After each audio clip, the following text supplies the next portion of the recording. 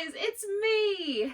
I am the middle school guest speaker this week, and I'm so excited to be here with you and learning 1 Corinthians 8 with you all, teaching that to you all, going through that with you all. I'm super excited to be here. I miss all of your wonderful, beautiful faces. We got to see you in Zoom on Wednesday night, and we're doing that again tonight, Wednesday the 8th. I think that's what today is. At 7 o'clock tonight, we're getting on Zoom again. I can't wait to see you there. Last week, if you watched JD's video, he talked about 1 Corinthians 7. He talked about time being short. Time is short right now. It was short back when Paul was writing about it, and time is short now in 2020. And he talked about what matters is not the things of the world, but the heavenly things above. Our relationships with people, our relationships with God. That is what really matters, not the things of this world. So we're going to pick up tonight in 1 Corinthians 8. Hopefully you got to read that passage. I know JD mentioned that in his video last week, so hopefully you got to dive into that, some on your own. We're just going to go over a couple of verses and key points that I think you really need to know from this chapter. All right, so 1 Corinthians 8, starting in verse 1, Paul says that we all possess knowledge, but knowledge puffs up while love builds up. Wow, that is so powerful. Knowledge puffs up while love builds up. He keeps going. In verse 2, he says, those who think they know something do not yet know as they ought to know. But whoever loves God is known by God. Those are such powerful words. That's such a powerful statement. Whoever loves God is known by God.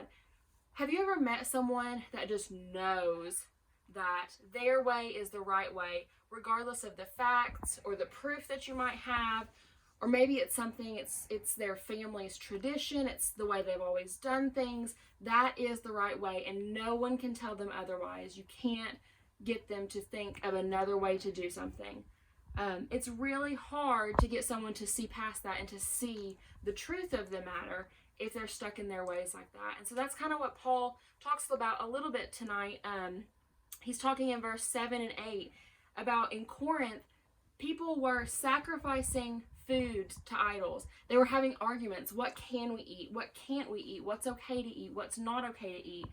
And Paul's saying here, just like JD was talking about last week in chapter 7, he's saying here again, that stuff doesn't matter. What you can eat, what you can't eat, that doesn't matter. What matters is your relationship with God. What matters is that you have that relationship and that you're relying on that relationship. And also in verse 13, that you are being a support for your fellow Christians who might be maybe the baby Christians that we talk about on Wednesday night. We talked about that back when we were meeting in person. Being a support to those fellow Christians who are young in their faith, who need your help to see what's right and wrong and to see how that relationship should look with God. That's what really matters, is having that relationship with God and with people, just like JD did this example last week. It's having that relationship together and building on those things together. So that's what I wanted to share with you tonight. Next week we're going to be in 1 Corinthians chapter 9. JD is going to be back with you again. And hopefully I'll get to teach you all again throughout this chapter, or this book, because I love getting to talk to you all. And I know that you all enjoy this time with us and that you all are really digging into the Word and that you're making it a time of your study on your own. And that's really important to us, that you all are getting into this as well. That's why we're doing these things. So that is 1 Corinthians chapter 8. I can't wait to see you all tonight on Zoom, and hopefully we will be back in person soon. I'll see you guys later. Bye.